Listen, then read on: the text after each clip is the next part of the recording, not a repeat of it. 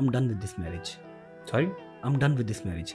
ठीक है, इतना काफ़ी है। आपको क्या लग रहा है? मुझे ये सुन के खुशी हो रही है। नहीं, आपको खुशी नहीं होगी, लेकिन मेरे अंदर जो सारा कुछ है, मैं मुनाफकत की यारी दोस्ती नहीं चला सकता, मैं मुनाफकत का रिश्ता क्या ही चलाऊंगा भाई।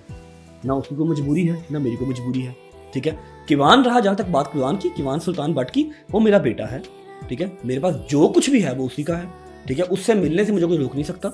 ठीक है, लेकिन अगर आप कहें कि मैं इस शादी को इस तरह से लेके चल लूँ कि मेरी बेगम मेरी माँ को परफ्यूम चोर कह रही है, मेरी सास मेरे बाप को कह रही है कि जूते जितनी औकात है, मेरा जो ब्रदर इन लॉ है वो कह रहा है ओए पंगा पड़ गया, नहीद आ रही है। भाई खुदा की कसम मुझे पता है कि मैंने कौन सा पत्थर, कौन सा चीज़ अपने ऊपर रख के तो उसको कंट्रोल किया था, वरना मैं इसकी जुबान इसके हलक से खींच लेता जब इसने कहा था ना नहीद आ रही है घर। तेरी क्लास फेलो नहीं है, मेरी माँ है।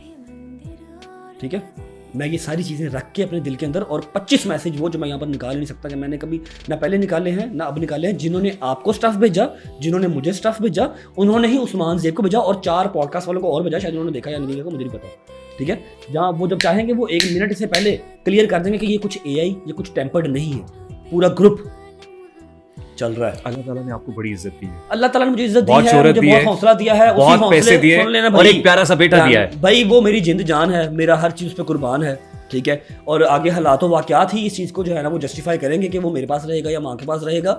उसके बाद ये कि जो कुछ भी मेरे पास है, चाहे 1 है, चाहे 1 करोड़ है, चाहे 1 अरब है, वो उसी का है। I have got so many messages I in my no, inbox. मेरे पास लोग लोग मुझसे क्या एक्सपेक्ट कर रहे हैं भाई, प्लीज रजब भाई को मना। आप सही कह रहे हैं, लेकिन लोग मेरी फीलिंग्स नहीं समझ सकते। एक बेटा होगा ना जो इकलौता होगा, जिसकी माँ ने, जिसके बाप ने उसके लिए बहुत ज़्यादा जतन किए होंगे, मन तो मुरादों से लिया होगा।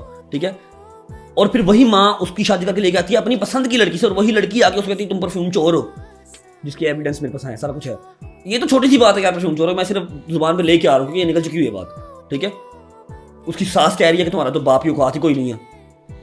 उसका भाई जो है वो कह रहा है मैं लेके आया था जो एजुकेटेड फैमिली है, छोटी फैमिली है, खुश रहेंगे जितनी की मेरी है उतनी की उसकी है। ठीक है, उसका भाई कह रहा है कि जी नहीद आ रही है हमारे घर, पंगा पड़ गया। किन को बता रहे हैं? फैंस को, एडिटर्स को। करो लीक, ये कह रहा है ना कि मैं फिर वो लीक करूंगा, कर लीक। ये सिर्फ अल्लाह का शुक्र अदा करे कि मैं इसके सामने नहीं आया, मैं इसकी जुबान इसकी हलक से खींचता जो लफ्ज़ इसने मेरी माँ के लिए यूज़ किया ना, नहीद आ रही है। दूसरी तो चलो जो उन्होंने कहा मेरे बाप की औकात नहीं है, वो भी मेरी माँ ही है। गलत कहा भाई, वो गलत कहा ना, गलत कहा, वो जस्टिफाइड नहीं है। रेहान भाई, मैं अपने दिल के अंदर ये बातें रख के ये रिश्ता नहीं निभा सकता, मेरी कोई मजबूरी नहीं है। मेरी अभी सिर्फ 30 साल एज है, उसकी 27-28 साल एज है, 28 साल एज है उसकी भी, ना मेरी कोई मजबूरी है ना उसकी मजबूरी है। हम डन विद मैरिज, और ये टॉपिक प्लीज खत्म करते हैं, पॉडकास्ट में।